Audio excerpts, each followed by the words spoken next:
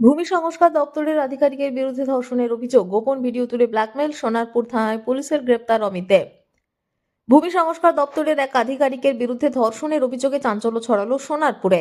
এক তরুণীর অভিযোগের ভিত্তিতে অভিযুক্ত আধিকারিক অমিত দেকে গ্রেপ্তার করেছে সোনারপুর থানার পুলিশ।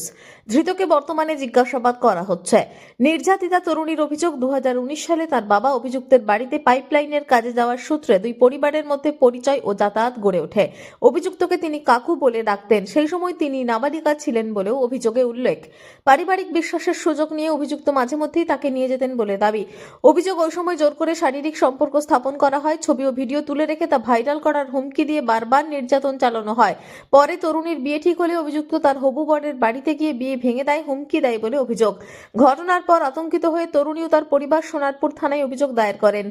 অভিযোগের তদন্তে নেমে পুলিশ অভিযুক্তকে গ্রেপ্তার করেছে। জানা গিয়েছে অভিযুক্ত বিবাহিত এবং তার স্ত্রী ও সন্তান রয়েছে। ঘটনার তদন্ত চালাচ্ছে পুলিশ।